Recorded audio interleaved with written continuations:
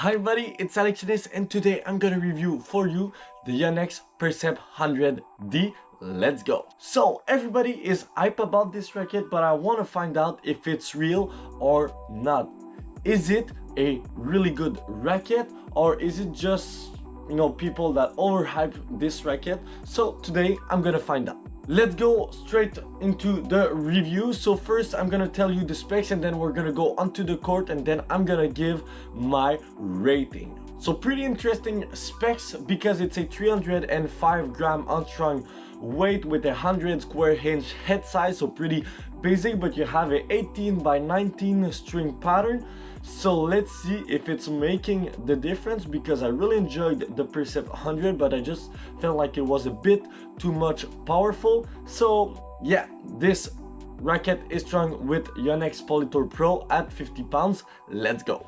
On the court with the Yonex Percept 100D, the first thing that I felt was this good feeling that I was feeling with the 100. So a good amount of power, a good amount of stability, a good amount of flexibility. But with this 100D, you have the feel that is a lot better. So you're feeling the ball entering in the string bed, you feel the ball just sliding through when you're spinning. So overall, it was a really connected racket to the ball. You can grind from the baseline with this one, you can go with touch shot, you will still feel the ball. At the serve, it's still really powerful because it's a 100 square inch head size racket. You feel like it's pretty forgiving because of the 100 square inch, but at the same time, it's a 18 by 20, but it's not one of those 18 by 20 that is just a bit more control oriented due to the string pattern. Now you feel like the racket was already control oriented, now it's a bit more connected. Just overall, that will help you to just have this really good hybrid racket between power, spin and control. So I think that this racket is really unique because it brings something different to the market, and so yes, the hype is real.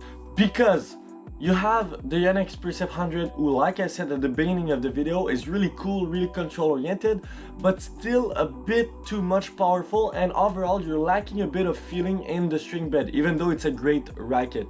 And then you have the 97, which is really a lot more tougher to use, and so this racket is a great in-between for your modern style of player that wants to have a bit of control, but that still want to have that feeling.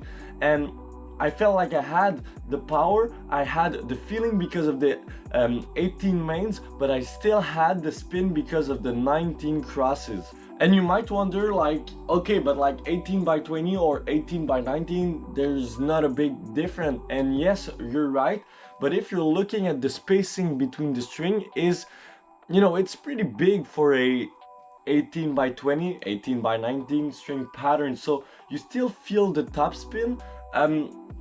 I feel like the main difference for me, the reason of having a 19 string compared to, let's say, 20 is just how stiff the string bed feels. So let's say compared to 18 by 20, that's gonna feel stiffer because there's one more string with tension.